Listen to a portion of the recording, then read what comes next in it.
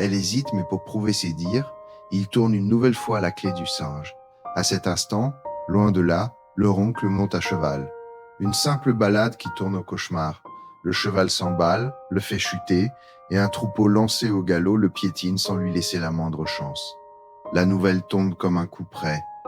Belle, en état de choc, comprend enfin. Ce jouet, ce n'est pas un simple jouet, c'est une malédiction vivante. Sans perdre de temps, ils prennent une décision. Ce monstre doit disparaître.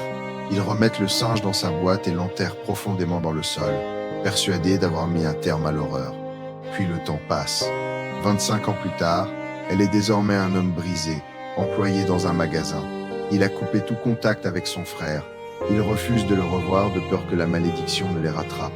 Ce jour-là, il demande un congé. Il doit voir son fils Pet qui vit avec son ex-femme. Mais à son arrivée, une nouvelle brutale le frappe. Son ex et son mari veulent obtenir la garde exclusive de Pet. Son temps avec lui est compté. Décidée à profiter de ses derniers instants avec son fils, elle l'emmène en road trip. Une nuit dans un motel, Pet pose une question innocente. « Papa, tu as un frère ?»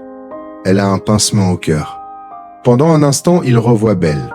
Puis il ment. « Non, je suis fils unique. » Pendant ce temps, ailleurs, la femme qui les avait recueillis après la mort de leurs parents vit désormais seule. Son mari, lui aussi, a succombé après avoir tourné la clé du singe. Ce soir-là, un bruit étrange la tire de son sommeil. Un souffle. Une présence saisie d'un mauvais pressentiment.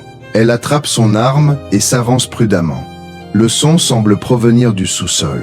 Elle descend les marches, le tambour du singe.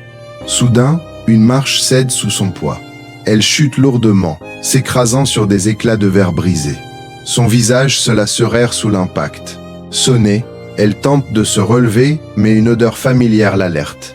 Du gaz, paniquée, elle se précipite vers la cuisine. Elle approche son visage de la cuisinière, cherchant la source de la fuite. Spark.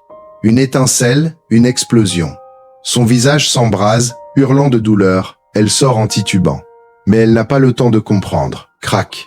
Une enseigne publicitaire au-dessus d'elle se décroche brutalement et s'écrase sur son crâne. Fin de l'histoire. À ce moment précis, elle endormit dans son motel et secouée par un cauchemar. Il voit sa mère, son visage tordu par l'horreur. Il voit le singe. Il se réveille en sursaut.